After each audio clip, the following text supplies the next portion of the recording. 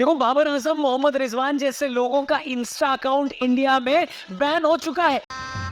गजब बेइज्जती है।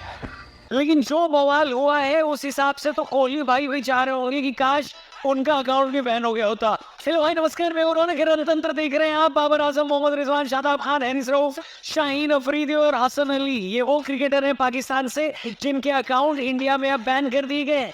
एक ही जगह थी जहां बाबर भाई बैटिंग करते हुए दिखते थे, अब इंडिया वालों को वहां भी नहीं दिखेंगे। लेकिन इंस्टाग्राम और क्रिकेटर से जुड़ी ये खबर दिन की सबसे बड़ी खबर नहीं थी, बल्कि विराट कोहली ने एक ऐसा काम कर दिया जिसके बाद उनको क्लैरिफिकेशन देना पड़ गया और ये बनी दिन की बड़ी खबर। बात ऐसी कि विराट कोहली के अकाउंट से अवनीत कौर, जो कि एक एक्ट्रेस और मॉडल है, उनकी फोटो लाइक हो गई। ये फोटो तुरंत अनलाइक भी कर दी गई। लेकिन आपको तो पता है, हमारे यहाँ के खुराफाती लॉन्डों को तब तक पता चल ही चुका था और लोग विराट कोहली की मौज लेने लगे, पूछने लगे कि कोहली भाई ये क्या बिहेवियर है। कुछ लोगों ने ये भी कहा कि अकाय बेटा फोन पापा को वापस दे दो। मामला बिल्कुल वैसे ही फैला जैसे जंगल में आग। लोग अनुष्का शर्मा को भी टैग करने लगे। जब बवाल बढ़ गया तो कोहली भाई ने एक स्टोरी लगाई और कहा कि इंस्टा एल्गोरिथम की गलती की वजह से एक इंटरैक्शन हो गया। क्या बोला तूने? कोहली भाई, आपका अंदाज भी निराला है। लोग ये कहते थे कि उनका अकाउंट हैक हो गया, कुछ लोग ये भी बोल देते कि फोन भतीजे के पास था। आपने तो सीधे सीधे मार्क जुकरबर्ग की गुद्दी पकड़ ली कि उनके एल्गोरिथम की वजह से इंटरैक्शन हो गया। अरे सोशल मीडिया टीम को ही नाप देते। लेकिन इस वजह से कल पूरे शाम मौज मस्ती रही, पर मेरे ख्याल से इसे मौज मस्ती तक ही रखना चाहिए। ज्यादा कोई फैंटम मत बनो, सभी लोगों के अकाउंट से गलती से लाइक और फॉलो हो ही जाता है। ज्यादा लोड मत दो कोहली भाई को, आज उनका मैच भी है, वो भी धोनी भाई के खिलाफ। अरे मुझे चक्कर आने लग गया अब। फिलहाल कल के मैच की बात करते हैं। कल मैच था, सॉरी मैच नहीं, मिस मैच था शाम को नरेंद्र मोदी स्टेडियम में हैदराबाद और गुजरात के बीच, जहां पर गुजरात ने हैदराबाद को घसीट घसीट कर आ रहा है। पैट कमिंस की टीम अहमदाबाद में ये मुकाबला हार गई। लेकिन ये स्टेटमेंट अगर मैं 19 नवंबर 2023 को बोलता तो ज्यादा खुशी होती। लेकिन तब हम साइलेंट हुए थे, कल हमको साइलेंट करने वाला साइलेंट हो गया। मैं तो काव्या मैम से पूछना चाहता हूँ कि काव्या मैम, आप इस टीम को मॉलडीव्स घुमाने ले गई थी। अरे ये तो मुरादाबाद जाने लायक टीम भी नहीं है। ऑफिस में काम करने वालों का सपना रहता है कि उनकी कंपनी कहीं उनको घुमाने ले जाए। दिल्ली वाले जिम कॉर्बेट, ऋषिकेश, नैनीताल भी चले जाते हैं तो फिर भी वनडे और फ्राइडे ओवर टाइम भी करते हैं और वीकेंड भी अपनी कंपनी को दे देते हैं।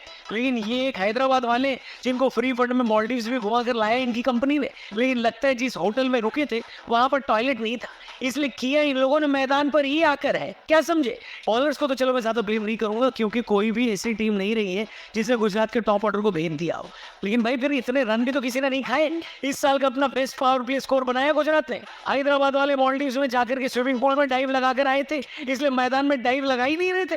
बस इसी वजह से गुजरात वालों ने 224 रन बना डाले और 225 का टारगेट मिला हैदराबाद। वैसे तो गुजरात ने पिछले मैचों में भी 200 प्लस का टारगेट दिया था, लेकिन हार गए थे। वजह थे 14 साल के वैभव सूर्यवंशी। यहाँ पर हेड और अभिषेक शर्मा थे, जिन्होंने बढ़िया शुरुआत तो थी, झूठ नहीं बोलूंगा। ओपनिंग पार्टनरशिप 49 की लगी है, 27 गेंद में। लेकिन उसके बाद 3 नंबर पर खेलने आया ईशान किशन। ऐसा लग रहा है हैदराबाद वालों ने उन्हें पैसे नहीं दिए, बल्कि उनसे पैसे लिए। वरना 225 के चेज में कोई आदमी 17 गेंदों में 14 रन क्यों बनाएगा?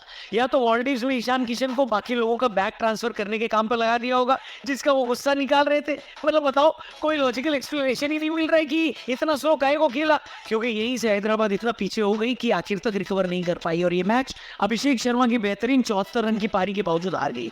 38 रन से गुजरात ने ये मैच जीता और टॉप 2 में पहुंच गई है। वहीं हैदराबाद अभी पूरी तरह से टूर्नामेंट से बाहर तो नहीं हुई है, लेकिन उनके चांस आईसीयू में ऑक्सीजन सपोर्ट पर पड़े मरीज की तरह ही है। एक तरीके से बाहर ही समझ लो हैदराबाद को। अब आज मुकाबला है बहुत ही जबरदस्त, धोनी वर्सेस कोहली, जिसमें धोनी की सेना टूर्नामेंट से बाहर हो जाने के बाद अब बिना किसी प्रेशर के खेलेंगी। क्या वो आरसीबी को परेशान कर पाएंगे? कौन? धोनी भैया। या फिर आरसीबी के लिए ये फ्री के 2 पॉइंट्स होने वाले? जो भी आपको लगता है कमेंट करके बताना।